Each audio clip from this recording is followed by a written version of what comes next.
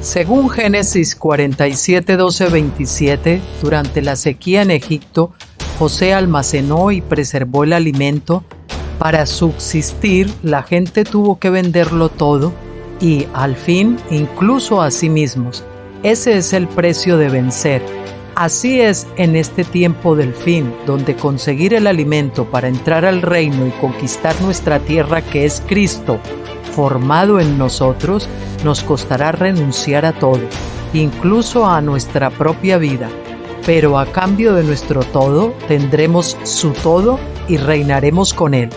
Con ustedes, José.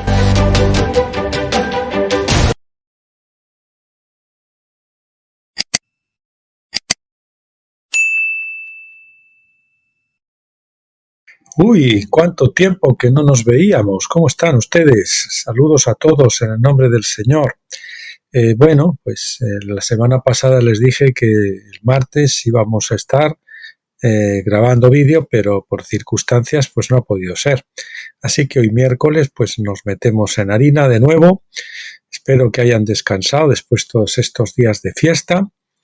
Y nada, vamos a comenzar hoy un nuevo libro del doctor Stephen Jones, que es el que iremos viendo, compaginándolo con el libro de Daniel, con el libro mío de Acampados en Gilgal y con esos posts especiales de la columna del blog Tabernáculos de cosas destacadas que comenzamos, que continuamos y llevamos siempre. Estamos en el marchamo habitual. Y bueno, este libro se titula El Jubileo de la Creación o El Gran Jubileo de la Creación y es un libro muy interesante y con esto vamos a dejar cerrado todo este tema escatológico, el tema del jubileo, todo eso que tocamos en su día bastante, pero nos faltaba este. Y bueno, pues con esto creo que nos va a quedar muy clarito el asunto. Bien, pues este es la portada del libro en inglés, del Jubileo, Creations Jubilee, o como se diga, Jubileo de la Creación, Dr. Stephen Jones. Este libro trata sobre la soberanía de Dios y la restauración de todas las cosas, que es otro tema que estábamos tocando, como ustedes saben. Y bueno, también que es el propósito general de Dios en la historia, la restauración de todas las cosas. Sobre eso trata el libro. También ofrece un poco de historia de la Iglesia, mostrando cómo estas enseñanzas vitales se perdieron en el siglo V. Explica las tres resurrecciones de las compañías de cebada, trigo y uva en una descripción general. Bien, esto se me olvidó decirles, hoy es 27 de diciembre, miércoles en España, y son ahora las 5:18 de la tarde. En tabla de contenido, capítulo 1, la cuestión del milenio. 2, el sol de justicia o el fuego de Dios. Capítulo 3, el lago de fuego, el mar fundido. Capítulo 4, castiga a Dios sin cesar. Capítulo 5, la restauración de todas las cosas. 6, las tres fiestas de la cosecha de Dios. 7, la ley del jubileo. 8, los dos pactos. 9, los efectos del pecado de Adán en la naturaleza del hombre. El 10, la restauración de todas las naciones. El 11, predestinación y elección. El 12, ¿por qué los concilios de la Iglesia condenaron la enseñanza de la restauración de todas las cosas? Y el capítulo 13, la tensión en la creación. Bueno, y luego hay una serie de apéndices que son cortos. El apéndice 1, argumento de Agustín sobre la duración del castigo en la ciudad de Dios, que es el campeón del castigo eterno, como ustedes saben, porque no entendía el griego y entonces pues él hizo un lío con esto y luego una vez que se hizo el daño pues ya no se pudo reparar, aunque él mismo dejó de creer en eso del castigo eterno. Apéndice 2, el regreso del Espíritu Santo. El 3, Gregorio de Nisa o de Niasa y su sermón sobre 1 Corintios 15-28. El 4, de la introducción al libro 21 de la ciudad de Dios de Agustín. Apéndice 5, el hombre rico y Lázaro. El 6, otros eruditos, definen las palabras aionon y olán, para que entendamos claramente lo que significa. Aionion no significa eterno, sino una duración indefinida, desconocida, más o menos larga, porque traduce el significado de la palabra olam hebrea, que quiere decir eso exactamente. El 7, el último apéndice, sería el testimonio de Hannah Whittle Smith. Es la autora del Secreto Cristiano de una vida feliz. Yo he leído alguna cosita corta, breve de esta hermana, y es una hermana que conocía profundamente al Señor. Bien, capítulo 1, la pregunta del milenio. Los hombres durante mucho tiempo han especulado sobre qué pasará en las edades que han de venir. ¿Cuál será la condición del hombre cuando sea resucitado? 1 Corintios 15:35. ¿Cuál es el propósito del reinado de Cristo en la edad venidera, conocida por los hebreos y por los primeros cristianos como la edad del reino o edad mesiánica? ¿Cómo se distingue de la edad que le sigue, descrita como el nuevo cielo y la nueva tierra, teniendo una nueva Jerusalén? Posiblemente aún más confuso para la gente de hoy en día sea todo este comentario sobre nuestro destino y morada final en el cielo. Si el hogar de los cristianos está en el cielo, ¿por qué tendrían que volver? Está en el cielo, ¿por qué tendrían que volver los santos a la tierra en el momento de la resurrección de los muertos para poder reinar con Cristo? Como dice el libro de Apocalipsis 5:10 y en muchos otros lugares. ¿Cuál es el propósito del milenio? Yo he tenido varios encuentros con algunos en el ministerio, quienes estaban muy perplejos ante estas y otras preguntas similares. Si ellos se encuentran perplejos, no debería ser ninguna sorpresa que incluso muchos típicos cristianos de término medio estén también confusos y turbados. Es posible que algunos hayan adoptado enseñanzas contradictorias y, por lo tanto, no tengan los medios para poner todo esto en orden por ellos mismos. Es nuestro propósito en este libro abrir los sellos de este tema e introducirnos abiertamente en lo que llamaríamos una aventura increíble. Solamente podremos abrir el cerrojo con la llave del entendimiento con relación a las tres fiestas principales de Israel. Las tres festividades de Israel, o festivales, como ustedes quieran. La Pascua era la primera fiesta de Israel, se llevaba a cabo al final del mes de marzo o al principio del mes de abril. El pueblo se reunía en el lugar donde Dios había puesto su nombre, trayendo los primeros frutos de la cebada, que era la primera cosecha que maduraba en la primavera. 50 días después que se ofrendaba la cebada, se reunía el pueblo una vez más delante de Dios para ofrecerle los primeros frutos del nuevo trigo maduro, es decir, en Pentecostés en verano. Aproximadamente 4 meses después, en el mes de septiembre, se reunía el pueblo por una tercera vez para presentar a Dios y dedicarle los primeros frutos del vino, puesto que este era el tiempo de la cosecha de las uvas. Tabernáculos en otoño, las otras dos son, digamos, primavera, verano y la fiesta de otoño. Primeros frutos de la cebada, los primeros frutos del trigo y los primeros frutos del vino. Pascua, Pentecostés y tabernáculos. Esto lo hemos visto tantas veces que yo creo que ya se lo tienen que saber de memoria. Perdón. Estas tres festividades son proféticas en muchas maneras. Expresan los tres estados de desarrollo que el reino de Dios ha tenido sobre la tierra. Estas fiestas nos enseñan los tres ungimientos o manifestaciones del Espíritu, los cuales están asociados con cada paso que se ha dado en el desarrollo del reino. Finalmente, los primeros frutos son la sombra y el tipo de la gran cosecha por venir. La edad de la Pascua fue desde el tiempo de Moisés hasta Cristo, mostrando la unción desde un primer nivel de ungimiento y poder, en el cual el reino de Dios operaba relativamente en una proporción de infancia en la casa de Israel. El día de Pentecostés, Hechos, capítulo 2, fue, cuando comenzó la edad de Pentecostés, acompañada de un poder más desarrollado del Espíritu Santo, y esto le produjo o aportó al reino de Dios un poder enteramente nuevo. Pero incluso Pablo reconoció en 3 ocasiones diferentes que esto era solamente las primicias del espíritu, es decir, un anticipo, arras, pago inicial o a cuenta, de algo mejor que habría de venir. Pablo tenía en mente la edad de tabernáculos, en la cual iba a ser derramada la plenitud del espíritu, y sería establecido el reino de Dios en la tierra en una forma más elevada y con un poder más grandioso. Y tenemos una llenura, otra llenura mayor y una tercera llenura mayor. La clave para entender el reino de Dios está en poder distinguirlo en sus tres estadios de desarrollo. En vez de comparar o confrontar un punto de vista con otro, ese es el tema. No comparar o confrontar, sino saber que hay tres estadios de desarrollo. Algunos creen que el reino de Dios ya está aquí y ciertamente están correctos. Otros dicen que el reino de Dios es algo futuro por venir.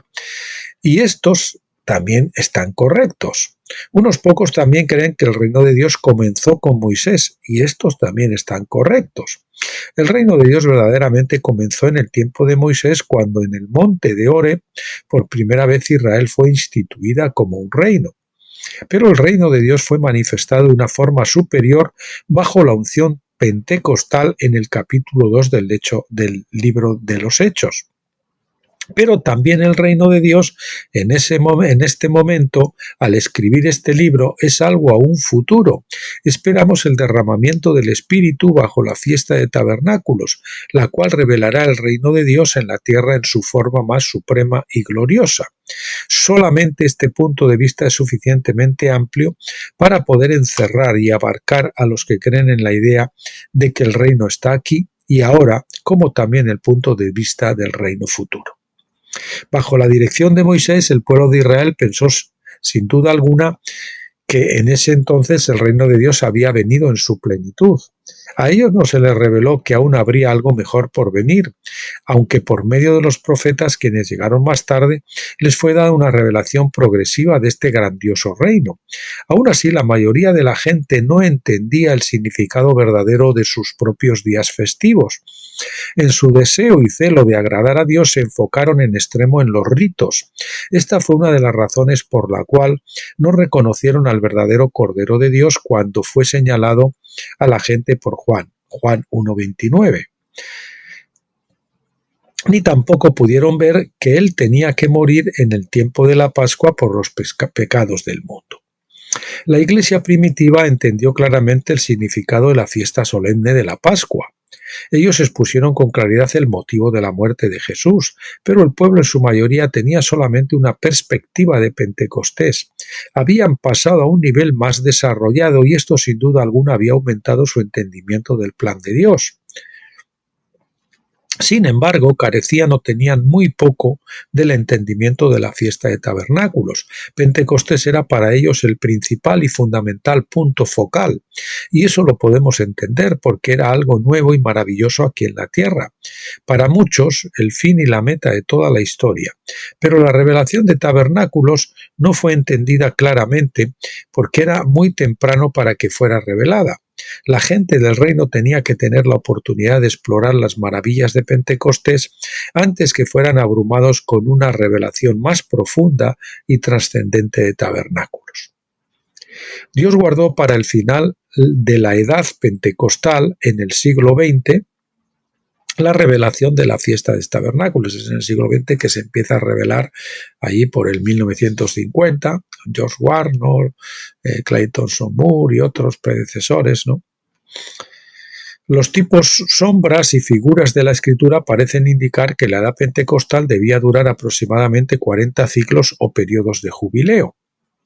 Del 1960 años en total, del 33 a 1993, de que son 49 por 40, 49 que dura un jubileo, por 40 jubileos serían 1960 años. Un ciclo de tiempo de jubileo es de 49 años. Y esto lo hemos repetido también muchas veces. ¿Por qué es así? Porque el año del jubileo era el 50º año, es el año 50, pero también era el primer año del siguiente periodo de jubileo. Era el año 50 y a la vez era el año 1, en realidad del siguiente jubileo. El año 50 si tomábamos el anterior y el año 1 del jubileo presente que se iniciaba.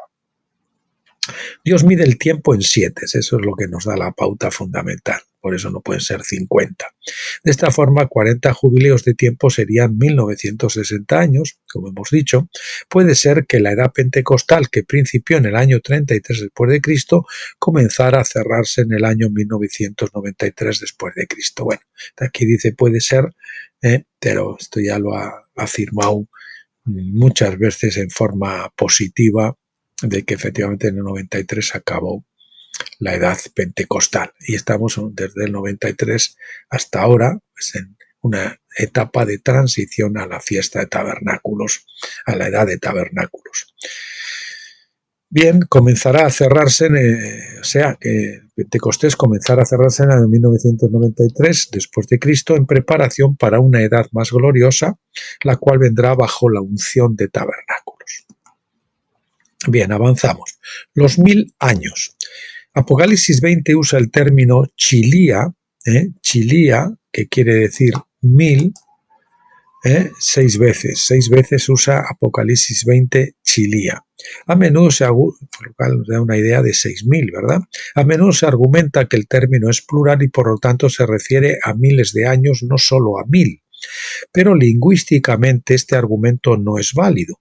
Si bien es cierto que la palabra es técnicamente plural, no es así como se usa el término en griego.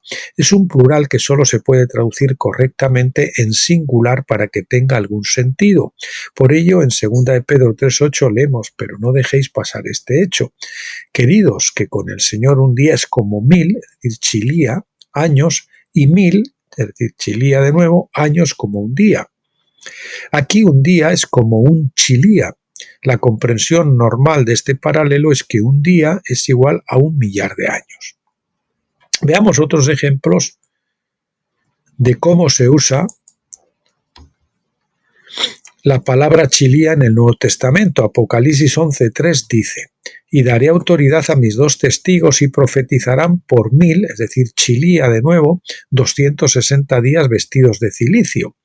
Aunque la palabra chilía es técnicamente plural, no hay forma de traducirla en plural aquí con precisión. No se puede decir que los 2 testigos profeticen por miles de 260 días. Estaría correcto. Que profetizan por miles de 260 días. No tiene sentido. Lo mismo es cierto para Apocalipsis 12:6, donde la mujer huye al desierto por 1000, otra vez chilía, 260 días. Perdón, que aquí tengo esto incorrecto. Por 1260 días. Chilía es un adjetivo y la gramática requiere que coincida en número con el sustantivo, es decir, con los años que está calificando. Esta es la única forma en que el griego conecta los adjetivos con sus sustantivos. Por lo tanto, como años es plural, también debemos usar el plural chilía para hacer que las palabras concuerden. Tanto el hebreo como el griego usan los plurales de manera diferente a como lo hacemos en castellano. Por ejemplo, Jacob luchó con el ángel en un lugar que llamó Peniel. Esta palabra proviene de Panac y El. Panac es el singular de Paniim, pero Panac, acabado en H, Panac, nunca aparece en la Biblia. La palabra significa rostro o presencia. El hecho de que la palabra sea plural puede tener algo que ver con el hecho de que tenemos 2 caras, una a cada lado de nuestras narices, ¿no? Pero el hecho de que tenga que ver con la presencia hace que el plural sea intraducible. Entonces el plural se usa para transmitir un concepto de singular en este caso. Mi conclusión, la del doctor Stephen Jones, pues es que Apocalipsis 20 es un periodo de 1000 años y que no debemos estar en desacuerdo con los estudiosos sin una buena razón basada en evidencia sólida, que al menos unos pocos eruditos puedan exponer. Avanzamos, la historia de la enseñanza milenaria, cómo se enseñó esto de la enseñanza del milenio y cómo se perdió también y después cómo se restauró. Cuando miramos la historia de la filosofía y el pensamiento, vemos que la idea de un milenio sabático es el punto de vista más antiguo de los líderes cristianos conocidos. Por ejemplo, en la epístola de Bernabé, fechada alrededor del año 115 después de Cristo, leemos en el capítulo 13 lo siguiente: y aún al comienzo de la creación menciona el sábado, y Dios hizo en 6 días las obras de sus manos, y las terminó en el séptimo día, y descansó el séptimo día y lo santificó. Consideren, hijos míos, lo que eso significa. Las terminó en 6 días. El significado de esto es así, que en 6000 años el Señor Dios hará que todas las cosas lleguen a su fin, porque con él un día es como 1000 años, como él mismo testifica diciendo de aquí que este día será como 1000 años. Por lo tanto, hijos, en 6 días, es decir, en 6000 años, todas las cosas se logran. Entonces, el versículo 6, puntos suspensivos, entonces él descansará gloriosamente en ese séptimo día. Esta carta está escrita en griego y fue citada por muchos de los primeros padres de la Iglesia. No me propongo entrar en el debate sobre su canonicidad o la fecha de su autoría. La uso como un ejemplo temprano del hecho de que la palabra chilia se usaba como el singular 1000, así como un ejemplo de la creencia inicial de que habría un milenio sabático en el que todas las cosas se lograrán. Si el autor, llamado Pseudo Bernabé por los eruditos, escribió esto alrededor del año 115 después de Cristo, entonces casi con certeza fue un contemporáneo del mismo Juan. Fue un contemporáneo del mismo Juan, que murió alrededor del 100 después de Cristo. El libro de Apocalipsis no fue escrito hasta el 96 después de Cristo, y no es probable que el autor habría estado en desacuerdo con la propia interpretación de Juan del libro de Apocalipsis. Del mismo modo, vemos en las escrituras de Papías, que vivió del 70 al 155 después de Cristo, un discípulo de Juan, vemos en las escrituras de Papías, un discípulo de Juan, el mismo punto de vista. Papías fue uno de los últimos líderes hebreos de la Iglesia. Conocemos su punto de vista por el fragmento 9 citado por Anastasio Sinaíta. Dice así, tomando ocasión de Papías de Hierápolis, el ilustre, un discípulo del apóstol que se apoyó en el seno de Cristo, es decir, Juan, y Clemente y Pantaenus, el sacerdote de la iglesia de los alejandrinos, y el sabio Ammonius, los antiguos y primeros expositores, quienes estuvieron de acuerdo el uno con el otro, quienes entendieron que el trabajo de los 6 días se refiere a Cristo y a toda la Iglesia. Hay una lista completa de ilustres líderes de la Iglesia primitiva que se dice que estuvieron de acuerdo con la idea del gran sábado milenario antes de mediados del siglo II. En mi opinión, es trágico que no sobreviviera a los puntos de vista alegóricos de la posterior Iglesia griega. La idea de un milenio parece haberse extinguido con los cristianos hebreos. Pero un cambio en el pensamiento fue inevitable, ya que los apóstoles murieron junto con sus discípulos inmediatos que los conocieron personalmente. No fue que la Iglesia se convirtiera al paganismo por los griegos convertidos, como algunos han enseñado, sino más bien que sus antecedentes culturales, valores y forma de pensar cambiaron del hebreo al griego a lo largo de un siglo. Lejos de descartar por completo las escrituras, esto solo afectó a su interpretación de las escrituras, o más bien a su método de interpretación, que pasó de lo espiritual a lo alegórico, casi imperceptiblemente. Debido a que ellos estaban acostumbrados a lo alegórico, la mentalidad griega, pues en 100 años, pues al final quisieron interpretar la Biblia completamente como una alegoría, lo que era incorrecto. En aquel tiempo ese cambio fue diseñado para ganar a los griegos, Ya saben, ese es el típico error que cometemos, que nos hacemos, es como aquel que quiere pues hacerse alcohólico o beber alcohol, tomar alcohol con los alcohólicos para predicarles el evangelio, por ejemplo, ¿no? Bien, decíamos que en aquel tiempo este cambio fue diseñado para ganar a los griegos discutiendo las escrituras en su propio escenario. pero al hacerlo perdieron algo en la traducción. En mi opinión, deberíamos descartar la necesidad griega de alegorizar todo y volver a los pensamientos, palabras e intención de los profetas hebreos. Es decir, fue escrito con una mentalidad hebrea, por lo tanto el griego debe expresar esa mentalidad hebrea, tal como lo interpretaron los escritores del Nuevo Testamento, que eran todos hebreos a excepción de Lucas. Sin embargo, incluso Lucas fue el biógrafo del apóstol Pablo y sin duda adoptó su punto de vista sobre todos los asuntos importantes. Avanzamos de nuevo, la mentalidad griega reemplaza a la hebrea. Reemplazó a la hebrea. La enseñanza milenaria surgió de los patrones hebreos de pensamiento basados en la historicidad del Antiguo Testamento. Historicidad, es decir, que son personajes reales que existieron. Por esta razón, aunque pueda haber significados alegóricos. Por esta razón, la epístola de Bernabé fue atacada más tarde por aquellos que preferían el método griego, es decir, alejandrino, de interpretación bíblica. La Enciclopedia Católica, volumen 10, edición de 1911, supongo que en edición inglesa, en inglés, en Milenio, dice, en el epígrafe Milenio dice: el adversario más poderoso del milenarismo fue Orígenes de Alejandría. En vista del neoplatonismo en el que se fundaron sus doctrinas y de su método espiritual y alegórico de explicar las Sagradas Escrituras, no pudo ponerse del lado de los milenaristas.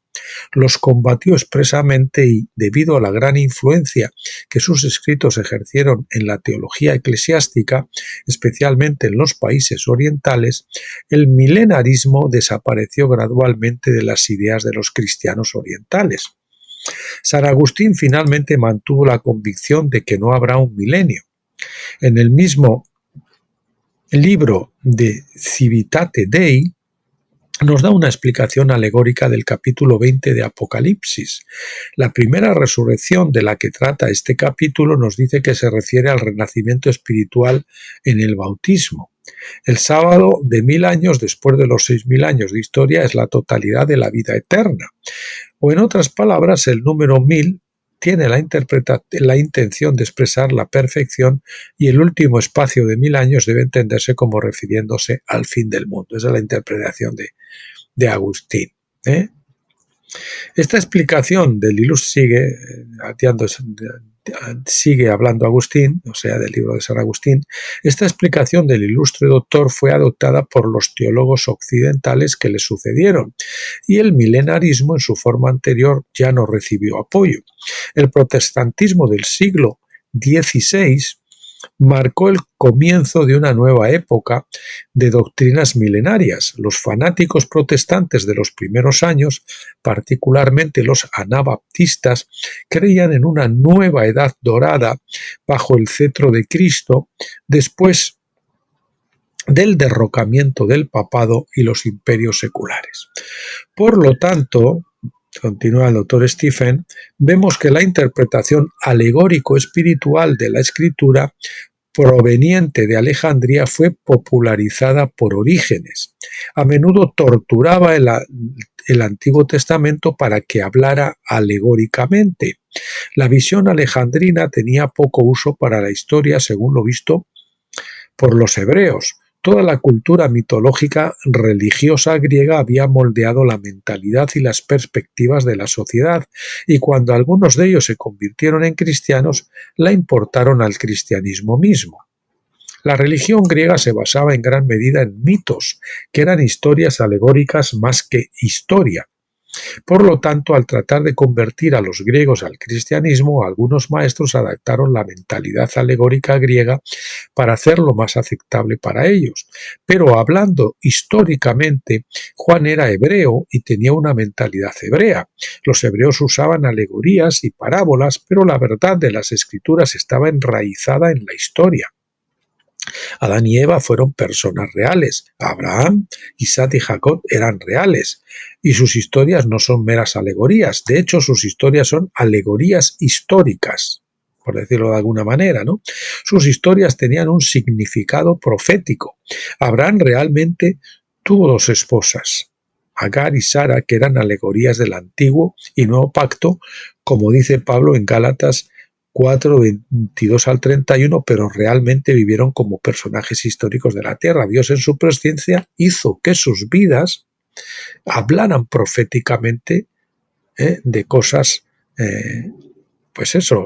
alegóricas o proféticas. La principal diferencia entre los puntos de vista griego y hebreo es que los griegos no vieron necesidad de que ninguna de las historias bíblicas se enraizaran en la historia, siempre que las historias tuvieran un significado alegórico. La visión hebrea veía todas las cosas, en cambio, arraigadas en la historia, pero también veía que la historia tiene significado y a menudo establece pautas para la futura realización profética. Es irónico que la Iglesia romana repudiara a Orígenes de Alejandría en el año 400 después de Cristo por sus enseñanzas sobre la reconciliación universal, pero adoptaran su método de interpretar las Escrituras. Así fue como se perdió la enseñanza del milenio sabático. La Enciclopedia Católica dice que la visión hebrea fue revivida por los protestantes en el siglo XVI, pero aún así algunos no católicos han seguido rechazando la idea hebrea de un milenio en favor de la visión griega y latina posterior. Avanzamos más, otros patrones proféticos. El tabernáculo en el desierto fue diseñado en su propia estructura para indicar una edad de la Iglesia de 2000 años, seguida de una edad del reino de 1000 años. El tabernáculo estaba dividido en tres áreas: el atrio exterior, el lugar santo y el lugar santísimo. El atrio exterior, con su altar de bronce, tipifica la edad de la Pascua. Tipifica la edad de la Pascua. Debido a que no tenía techo, no se puede medir la cancha exterior como lo hacemos con la carpa de reunión, con la tienda o carpa de la reunión. Sin embargo, representaba la edad del Antiguo Testamento. La edad de la Pascua, la edad del Antiguo Testamento, era representada por el atrio exterior. En la tienda misma, en la carpa, vamos a poner entonces aquí tienda también, para seguir el mismo criterio. En la tienda misma, el lugar santo tipificaba la edad pentecostal y tenía 2000 codos cúbicos, que eran 10 por 20 por 10 codos. El Santo de los Santos tipificaba la edad de tabernáculos y tenía 1000 codos cúbicos, 10 por 10 por 10 codos. Es decir, tenemos 2000, hablando de 2000 años, que duraría más aproximadamente Pentecostés, y 1000 en la duración del milenio. Y tenemos las tres etapas. En el acercamiento del hombre a Dios, el tabernáculo fue construido para mostrar el camino a Dios. E incluso, así tenemos 4000 del Antiguo Testamento, más 2000, digamos, del Nuevo, son los 6000, y luego la edad del milenio, es el sábado milenial. En el acercamiento del hombre a Dios, el tabernáculo fue construido para mostrar el camino a Dios, e incluso las dimensiones de sus habitaciones representaban los tiempos de Pentecostés y tabernáculos. Aquellos que enseñan que no hay un futuro reino de Cristo de 1000 años asumen que tenemos todo el empoderamiento espiritual necesario para reinar en la tierra ahora. Ese punto de vista no toma en cuenta que Pentecostés nos dio solo un anticipo del Espíritu. 2 Corintios 1, 22 y capítulo 5, 5 y Efesios 1, 14 pues nos hablan de ello, ¿no? No ven que el reino de Dios se manifiesta por etapas y no entienden las limitaciones de la unción pentecostal. Los cristianos no entienden que hay un velo que todavía separa el lugar santo del lugar santísimo y por lo tanto no se ve claramente porque hay que rasgar ese último velo. Los cristianos no pueden reinar completamente en la tierra bajo la unción de la Pascua ni bajo la unción de Pentecostés. Solo la unción de tabernáculos es suficientemente poderosa para manifestar plenamente a los hijos de Dios. Es suficientemente poderosa para manifestar plenamente a los hijos de Dios. Por lo tanto, para que puedan reinar y para que eso se extienda a todo el mundo, toda la tierra, como las aguas cubren el mar, que eso ocurrirá a lo largo del milenio. En otras palabras, cuando un hombre es justificado por la fe en la sangre del Cordero, recibe una unción de Pascua por parte de Dios.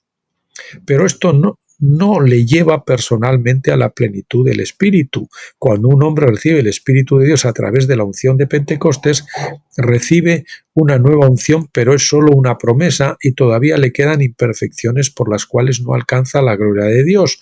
Solo cuando Dios derrame su Espíritu sobre nosotros en el cumplimiento histórico de tabernáculos, encontraremos la perfección e inmortalidad que buscamos. Las primeras dos fiestas se cumplieron en fechas históricas de acuerdo con el plan de Dios. Nadie ha podido ingresar permanentemente al cumplimiento de un día festivo antes de su cumplimiento histórico. Moisés entró en tabernáculos temporalmente cuando bajó del monte con su rostro glorificado, como vemos en Éxodo 34:29 y en 2 Corintios 3:7, pero incluso él no pudo retener esa gloria permanentemente, porque ni él ni los otros vencedores podían perfeccionarse aparte del cuerpo de los vencedores corporativo, valga la redundancia, como nos dice Hebreos 11:40. Hay muchas más evidencias que podríamos presentar, excepto que muchas de ellas requieren un conocimiento profundo de la profecía que está fuera del alcance de este libro. Y entonces esperamos que estas pocas palabras sean suficientes al menos para la mayoría de los lectores por ahora. Bueno, avanzamos más, las dos resurrecciones. La primera resurrección está limitada a los creyentes porque Apocalipsis 26 dice: bienaventurado y santo el que tiene parte en la primera resurrección. Los alegoristas más tarde enseñaron que la resurrección era el equivalente de la salvación y espiritualizaron la resurrección diciendo que significaba que aquel que estaba muerto en delitos y pecados ahora había entrado en la vida de Jesucristo.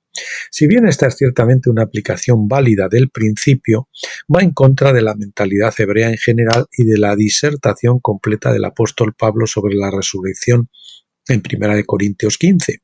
Pablo puede aplicar la idea de la resurrección a la condición presente de uno en Cristo, pero en ninguna parte él define la resurrección de una manera tan limitada. De hecho, como exfariseo conocía bien la controversia. Sin duda había discutido con los saduceos muchas veces sobre el tema de una resurrección física y literal. Job 19 del 25 al 26 dice: y en cuanto a mí, sé que mi Redentor vive y al final él tomará su posición en la tierra. Aún después de que mi piel sea destruida, aún en mi carne veré a Dios. Daniel 12:2 dice: y muchos de los que duermen en el polvo de la tierra se despertarán, estos para vida eterna, ahí es la palabra olam, pero los otros para deshonra y desprecio eterno, también la palabra olam. Estos versículos dieron forma a la doctrina hebreo-farisaica en la que Pablo había sido educado. Si Pablo se hubiera desviado de este punto de vista, es seguro que nos habría dejado un registro de esto en 1 Corintios 15. Pero no hay rastro de desviación. Por el contrario, él prueba el hecho de nuestra propia resurrección con el ejemplo de Jesucristo mismo. Los únicos supuestos cristianos, los gnósticos, en la iglesia primitiva que argumentaron en contra de la muerte física y la resurrección de Jesús fueron los gnósticos. Juan fue particularmente rechazado por la enseñanza gnóstica, pero no hay lugar en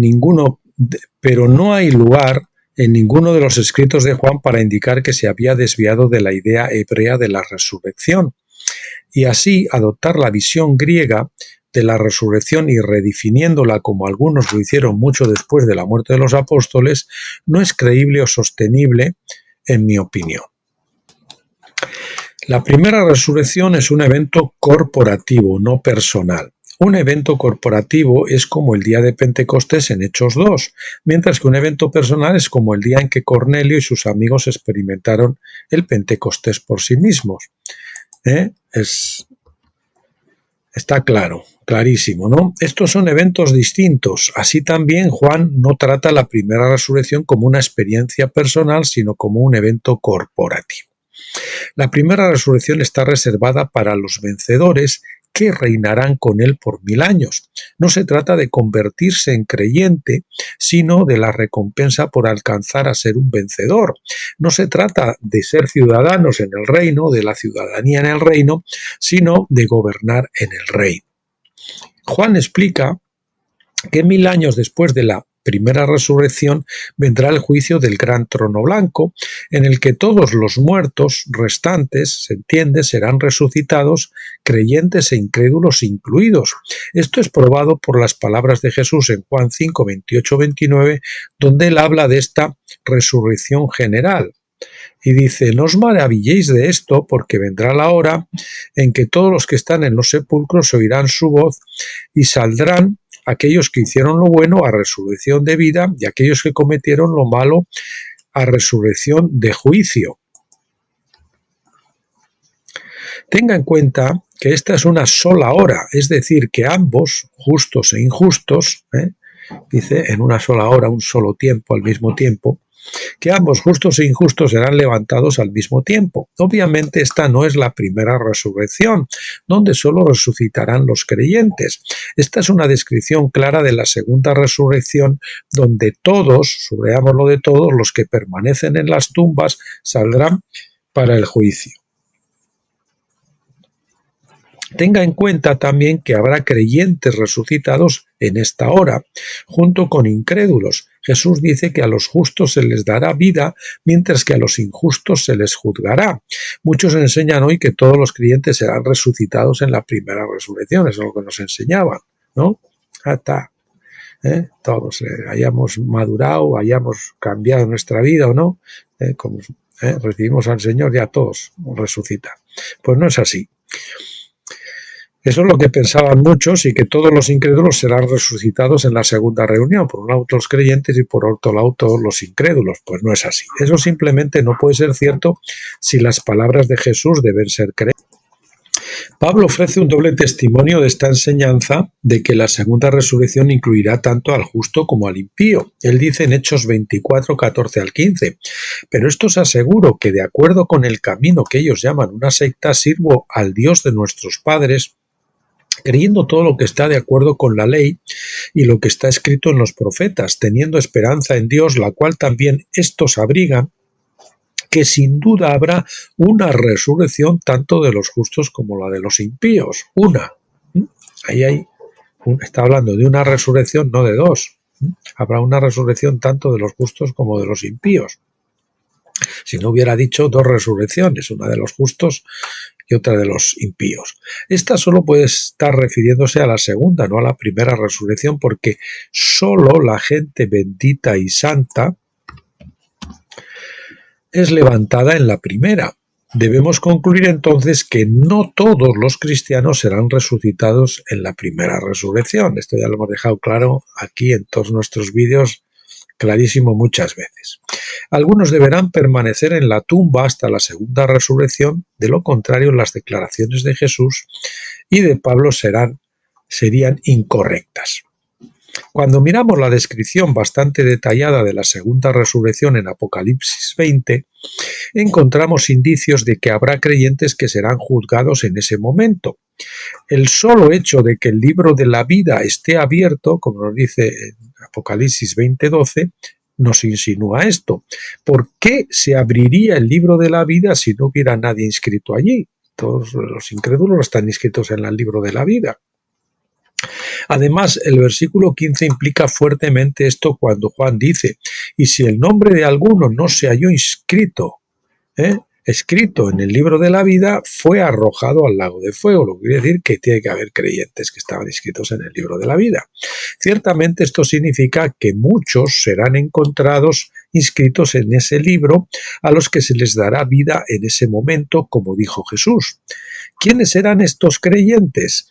¿Por qué tendrían que ser juzgados? Creo que la clave se encuentra en la enseñanza de Jesús en Lucas 12, 35 a 50.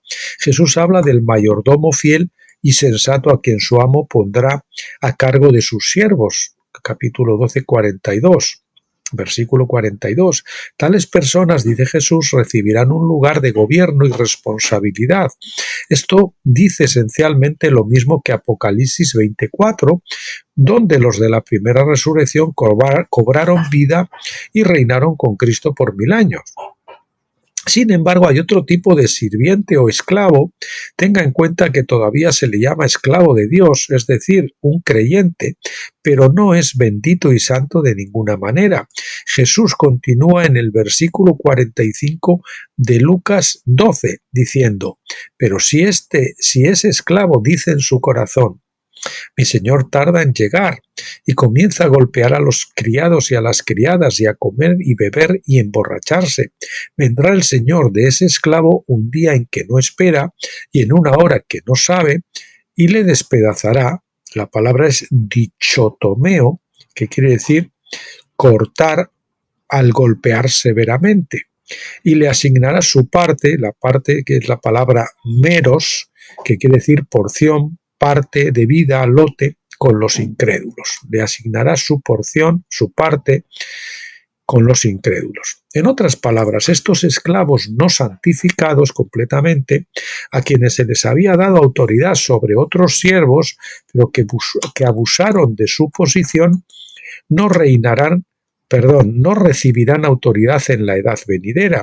En cambio, serán golpeados con azotes de acuerdo con la ley que se encuentra en Deuteronomio 25. Además, Jesús dice que recibirán su parte o asignación con los incrédulos, es decir, al mismo tiempo que los incrédulos obtendrán su porción.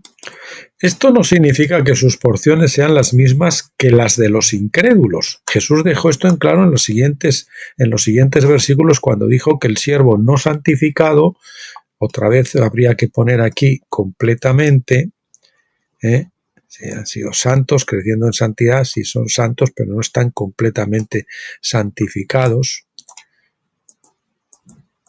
Vamos a ver, perdónenme un segundito mientras arreglo esto. Copiamos y pegamos.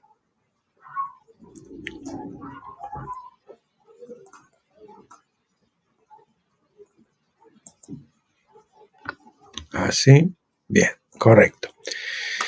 Bien, repito, perdóneme por la corrección. Esto no significa que sus porciones sean las mismas que las de los incrédulos. Jesús dejó esto en claro en los siguientes versículos, cuando dijo que el siervo no santificado completamente recibirá pocos o muchos azotes, lascas, el azote es la palabra griega lascas, de acuerdo con sus obras. No dice que será clasificado como incrédulo o que perderá su porción, es decir, herencia asignada a la que le corresponde. Simplemente dice que no recibirá su porción en la resurrección de los justos, sino en la resurrección de los incrédulos, de los justos y los incrédulos en la segunda. Él obtendrá su porción junto con los incrédulos en el juicio del gran trono blanco. Tenga en cuenta que en la ley de Dios una flagelación era un castigo que se ejecutaba inmediatamente delante del juez. Inmediatamente, ahí mismo se dictaba sentencia y los azotes. Y se limitaba estrictamente a 40 azotes como máximo, Deuteronomio 25:3. Jesús usa, por eso siempre le daban 40 menos 1 para no excederse de 40, para no pasarse. Jesús usa los términos muchos azotes y pocos azotes para indicar una forma de corrección intensa pero rápida, administrada de acuerdo con la sentencia de la ley. No serán arrojados estos creyentes no completamente santificados al lago de fuego. Están inscritos en el libro de la vida, mencionado en Apocalipsis 20 durante esa larga edad final, porque ese es el destino de los inconversos. Sin embargo, tales creyentes serán juzgados de una manera menor, rápida y probablemente dura, castigo, como lo hemos dicho antes, un castigo que era severo pero rápido, ejecutado allí mismo, ¿no? Una corrección intensa pero rápida, ¿verdad? Tales creyentes serán juzgados de una manera menor. Creo que este es el juicio que Pablo menciona en 1 Corintios 3:15.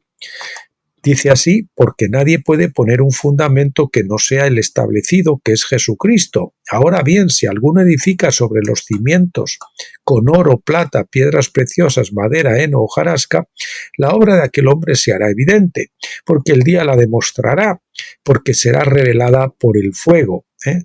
El fuego. Habla de la tribulación, del juicio, del castigo. Y el fuego mismo probará la calidad de la obra de cada hombre. Si la obra de un hombre que ha construido sobre él permanece, él recibirá una recompensa. Si la obra de un hombre se quema, él sufrirá pérdida, pero, atención, él mismo será salvo, pero así como a través del fuego. Y suele decir, pero por los pelos, ¿no? No creo que este fuego sea literal, dice el Dr. Jones. Sin embargo, serán juzgados de acuerdo con la ley ardiente de Dios, con la ley ardiente, o vamos a poner la ley de fuego, que se usa más, la ley de fuego de Dios, que en este caso es de hasta 40 azotes. Los cristianos en quienes Jesucristo es puesto como base, como fundamento, pero que construyeron sobre esa base con madera, heno y rastrojo u hojarasca, como quieran, sufrirán la pérdida, serán responsables por sus obras, las cosas que construyeron sobre su base de fe en Jesucristo. Sus obras y su carácter deficiente serán juzgados por fuego y serán quemados. Esto no los destruirá, sino que los purificará mediante el castigo y los hará aptos para el reino de Dios. Los incrédulos mismos, sin embargo, serán arrojados al lago de fuego. Apocalipsis 20, 14 a 15.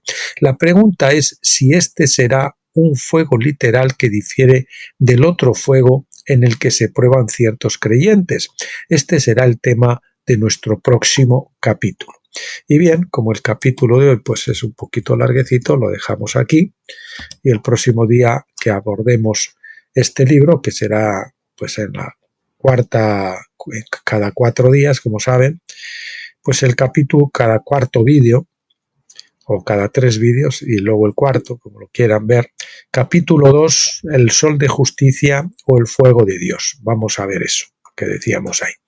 Y bien, Dios mediante, mañana, si Dios quiere, si Él lo permite, vamos a continuar con el estudio de Daniel, que